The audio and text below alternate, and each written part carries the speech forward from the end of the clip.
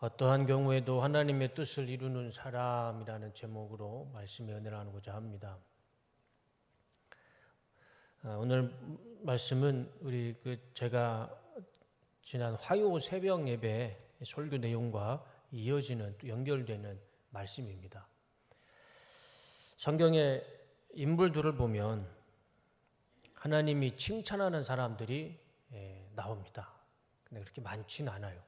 그렇지만 성경에는 분명히 하나님이 칭찬하는 사람이 있습니다. 예를 들자면 창세기 22장 17절과 18절 말씀에 나오는 아브라함입니다.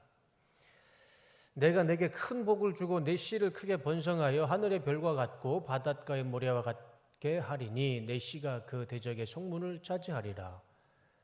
왜 하나님 이런 축복을 주시냐면 내 씨로 말미암아 천하 만민이 복을 받으리니 이는 네가 나의 말을 준행하였습니다.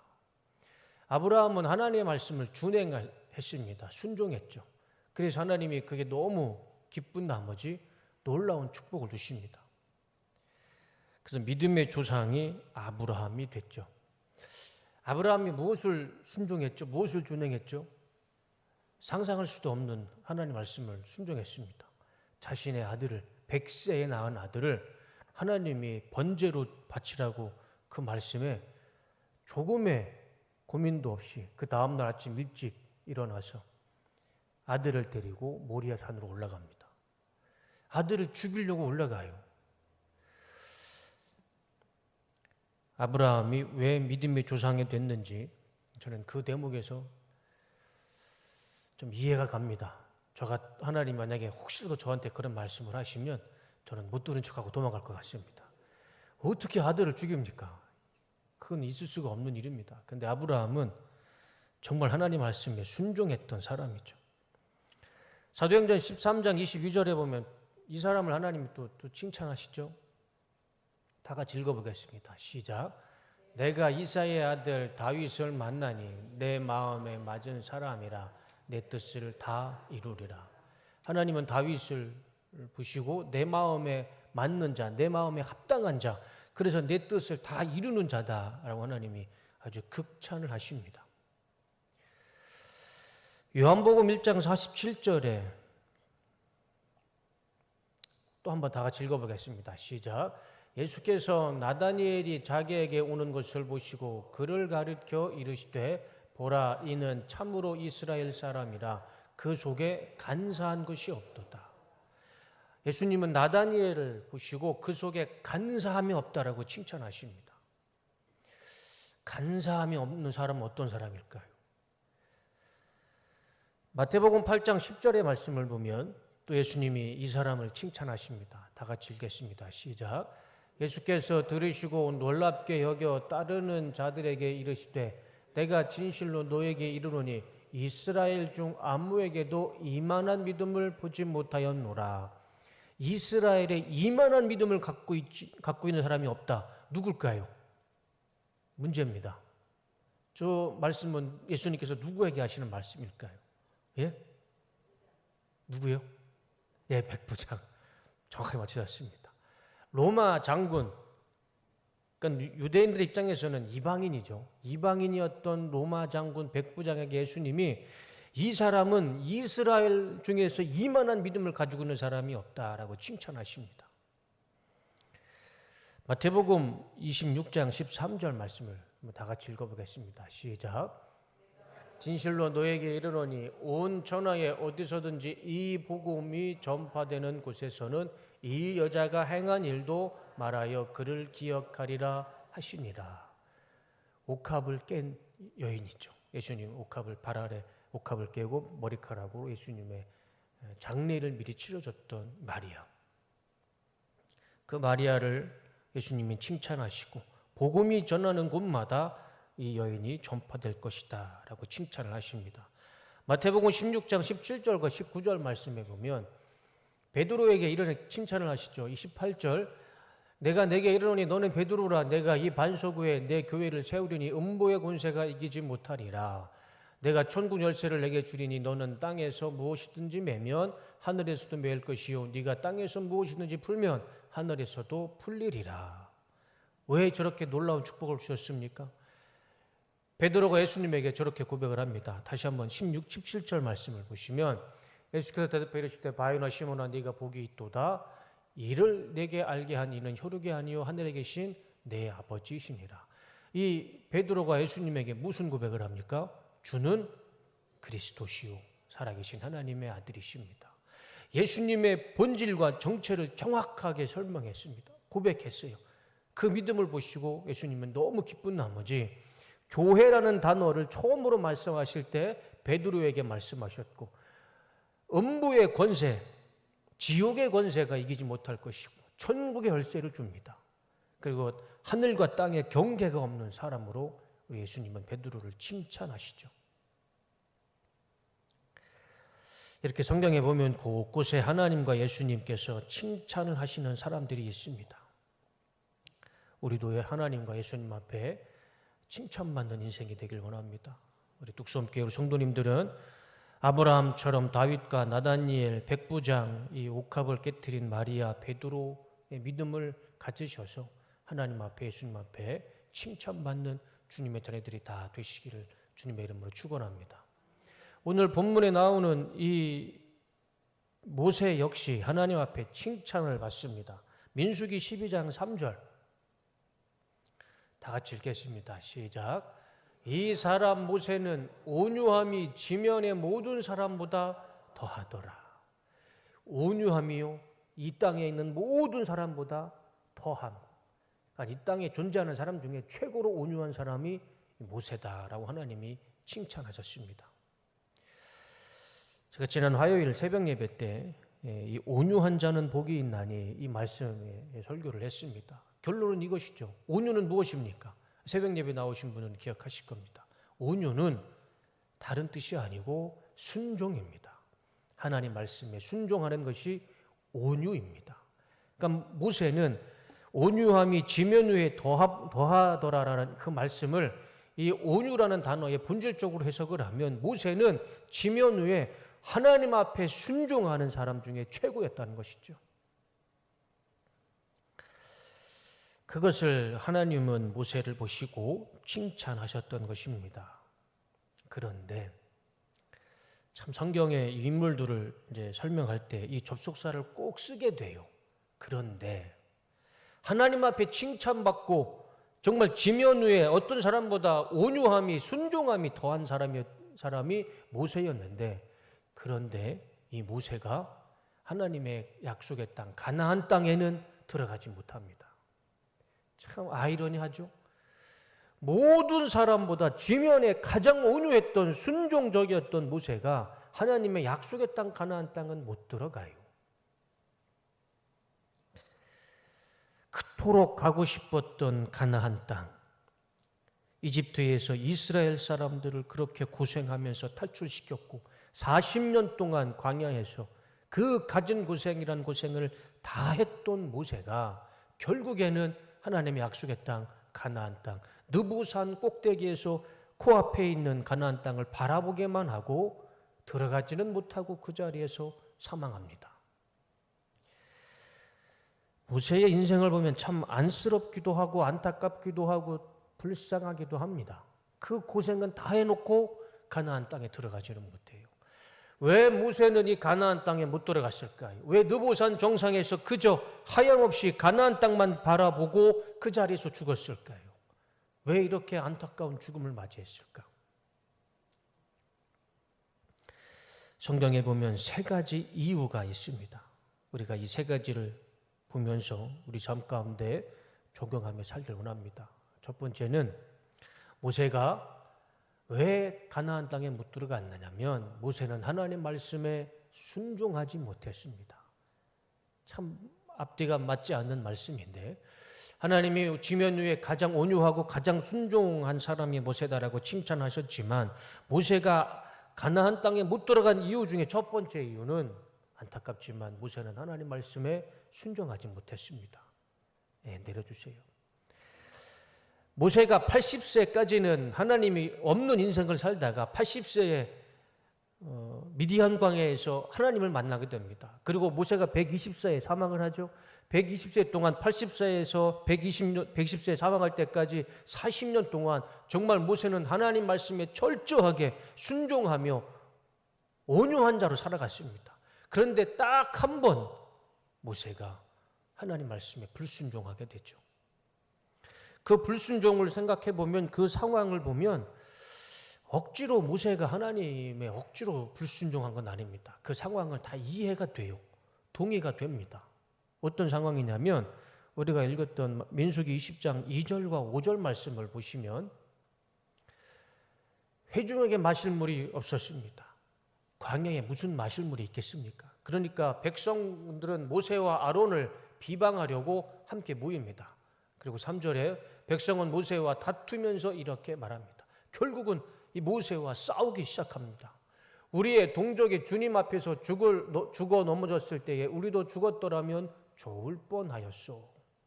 저게 무슨 말씀이냐면 참 못된 사람들이에요.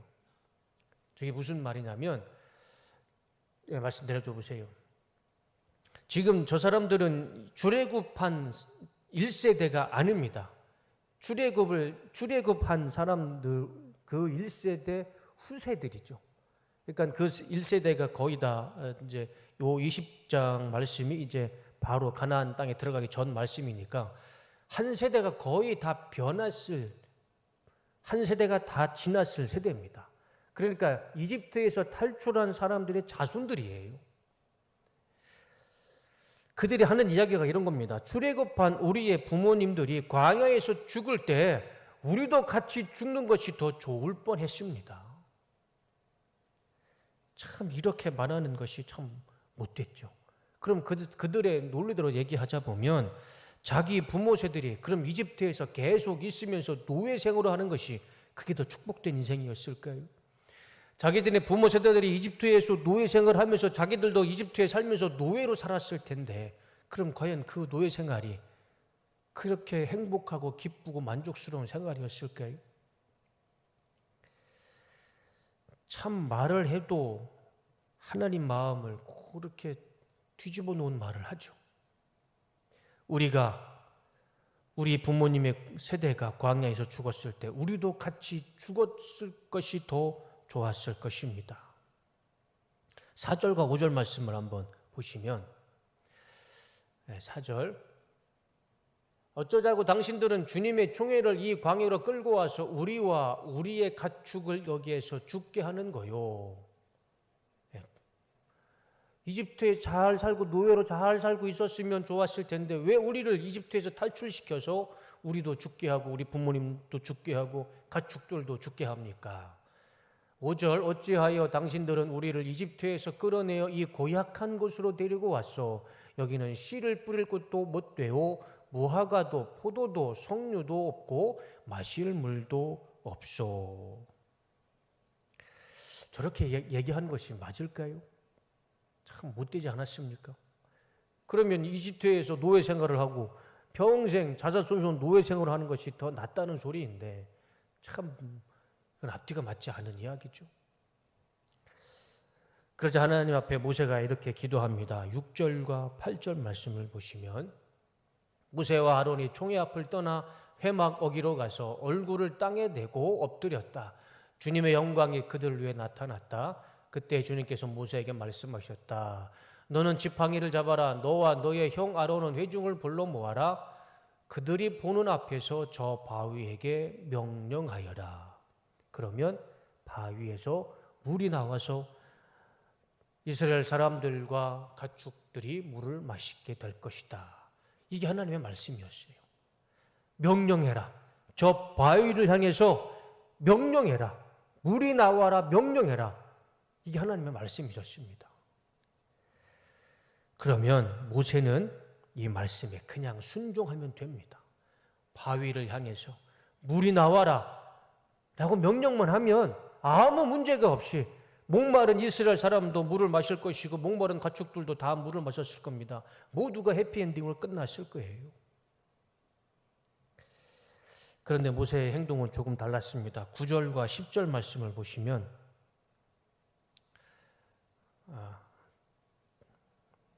다음 11절 말씀, 그 다음 모세는 주님께서 그에게 명령하신 대로 주님 앞에서 지팡이를 잡았다. 모세와 아론은 총회를 바위 앞에 불러 모았다.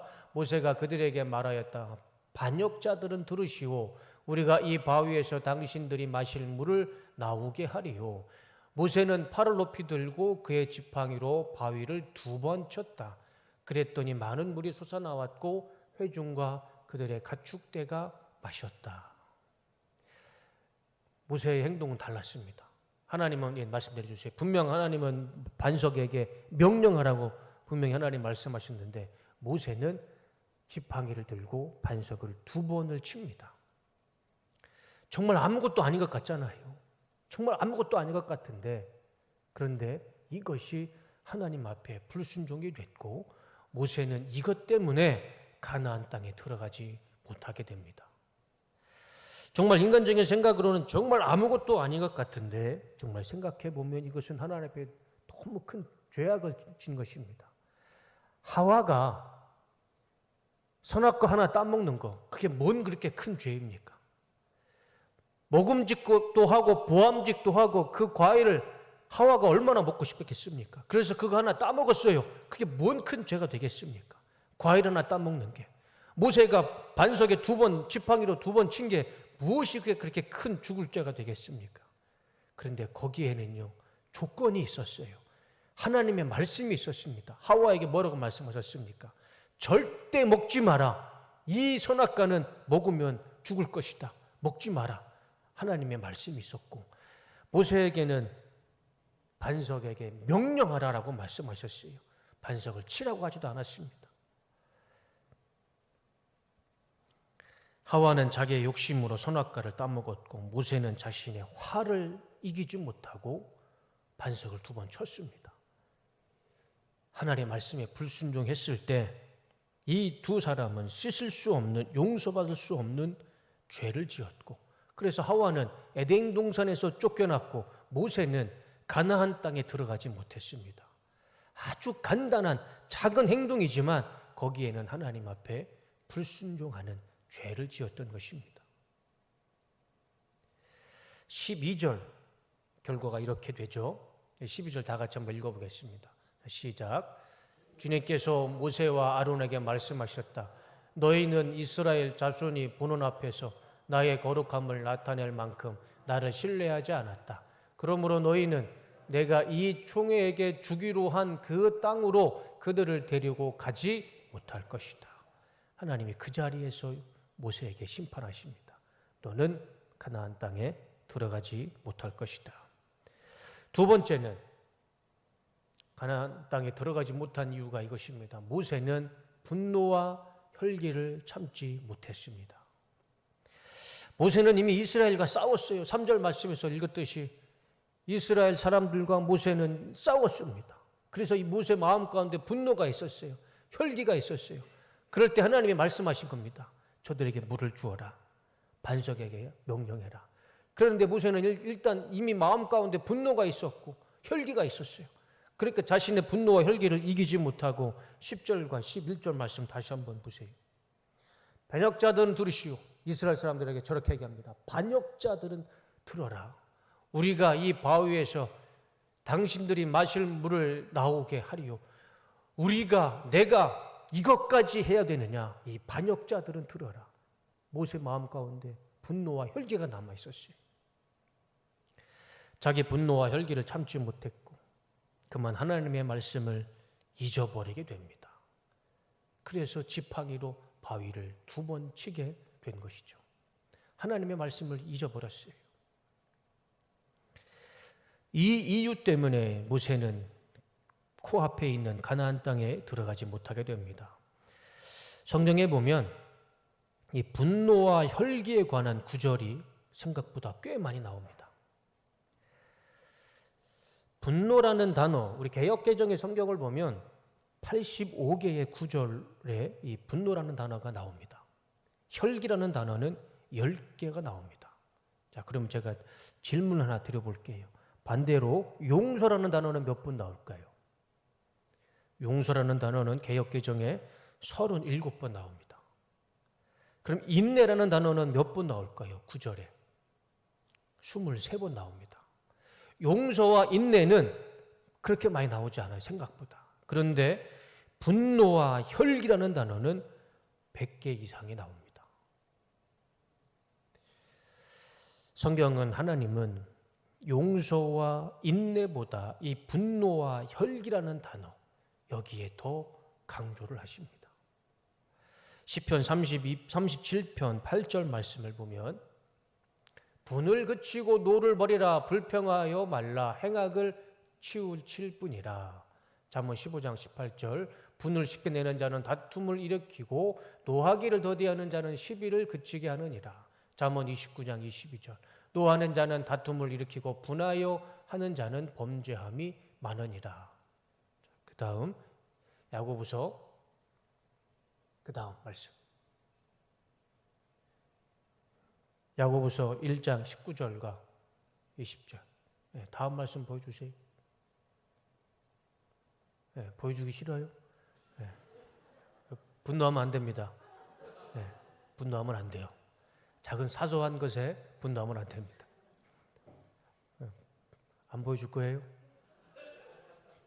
분노하면 안 됩니다. 모세는 자신의 분노와 혈기로 인해 하나님의 말씀에 불순종했습니다. 이제 보여주시네요. 야고보서 1장 19절 말씀 보면 다 같이 한번 읽어보겠습니다. 시작. 내 사랑하는 형제들아 너희가 알거니와 사람마다 듣기는 속히 하고 말하기는 더디하며 성내기도 더디하라. 사람의 성내는 것이 하나님의 일을 이루지 못함이니라. 성내고 분내는 것은요 하나님의 의를 이루지 못한다는 겁니다. 마지막 에베소서 4장 26절 다 같이 읽겠습니다. 시작.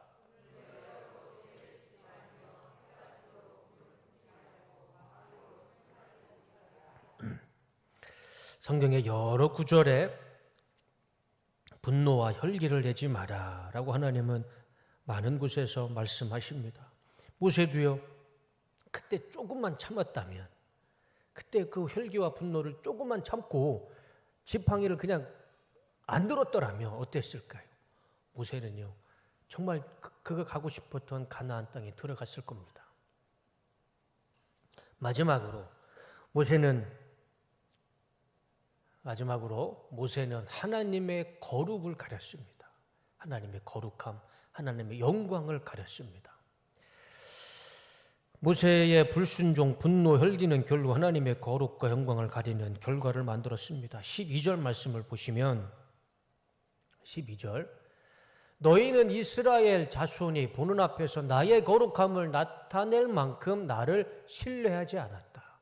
하나님께서 모세와 아론에게 하신 말씀입니다. 너희는 이스라엘 자손이 보는 앞에서 나의 거룩함을 나타내지 못했다. 나의 영광을 나타내지 못했다. 아주 정확하게 지적하십니다. 말씀 내려주세요. 만약에 모세가 하나님의 말씀에 순종하여 바위를 향해 명령했다면, 그래서 그 바위 위에 물이 터져서 이스라엘 사람들과 가축들이 물을 마셨다면 분명 하나님의 거룩하심과 영광이 드러났을 겁니다. 그러나 모세는 하나님의 명령이 아니라 자신의 지팡이로 2번 반석을 쳤습니다. 그래서 물이 나왔어요. 자, 그러면 우리가 한번 이렇게 생각해 봤으면 좋겠습니다. 모세가 명령을 해서 바위 위에서 물이 터졌을 경우와 모세가 2번 반석을 쳐서 물이 터진 경우에 이스라엘 사람들은 어떤 생각을 했을까요? 첫 번째 경우에는 하나님의 말씀으로 물이 터졌을 때는 하나님의 영광을 봤을 겁니다. 두 번째 경우를 생각해 보면 이스라엘 사람들이 하나님의 영광을 생각했을까요? 모세의 지팡이를 생각했을까요? 당연히 모세의 지팡이를 봤겠죠. 아, 모세가 지팡이를 2번 치니 물이 나오는구나. 가뜩이나 이스라엘 사람들은 하나님을 원망하던 사람들이었습니다. 그것을 본 이스라엘 사람들은 하나님의 영광을 봤을까요? 모세를 보고 모세를 더 숭배했을까요? 저는 분명 이스라엘 사람들이라면, 유대인들이라면 충분히 하나님이 아니라 모세를 보고 모세를 숭배했을 겁니다. 그러니 하나님은 그렇게 말씀하셨죠. 너희가 이스라엘 사람들 앞에서 나의 거룩함을 나타내지 못했구나. 모세는 그의 의도와는 상관없이 하나님의 거룩과 영광을 가로챘습니다. 그래서 하나님은 그를 가나안 땅에 들어가지 못하게 하셨습니다. 정리를 하면 모세는 세 가지 이유로 큰 죄를 범합니다. 작은 것 같지만 하나님 앞에 보여주세요. 큰 죄를 지었고 그것 때문에 모세는 가나안 땅에 들어가지 못했습니다. 첫 번째, 하나님 말씀에 순종하지 못했습니다. 두 번째, 하나님 앞에 분노와 형기를 참지 못했습니다. 세 번째, 하나님의 거룩과 영광을 가렸습니다. 이 세 가지 이유 때문에 모세는 결국 가나안 땅에, 약속의 땅에 들어가지 못했습니다. 어찌 보면 저 이유를 생각해 보면 모세가 가나안 땅에 못 들어가는 건 그건 어쩌면 당연한 이유, 당연한 결과입니다.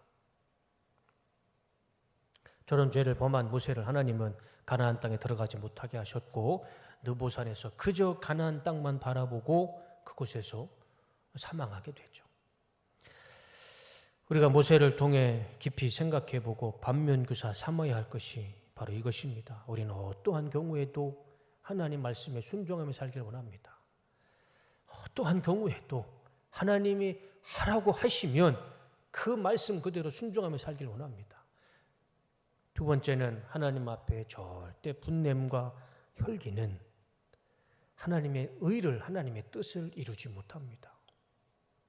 우리가 어떠한 경우에도 하나님 앞에 분냄과 혈기를 다스리며 하나님의 뜻을 이루며 살아가야 할 것입니다. 세 번째는 하나님의 거룩과 영광을 나의 부족함으로, 나의 부족한 믿음으로 하나님의 거룩을 가리고 하나님의 영광을 가리고 가로치는 일은 절대 없어야 됩니다. 혹시 지금 이 세 가지 중에 하나라도 내 삶 속에 보인다면 우리 시간 하나님 앞에 회개하길 원합니다. 지면 위에 가장 온유한 사람이다라고 하나님이 극찬했던, 칭찬했던 모세도요 실수했습니다. 그 실수가 하나님의 뜻을 온전히 이루지 못했습니다. 그리고 그 실수 때문에, 그 죄 때문에 모세도 하나님 앞에 너무나 큰 심판을 받았습니다.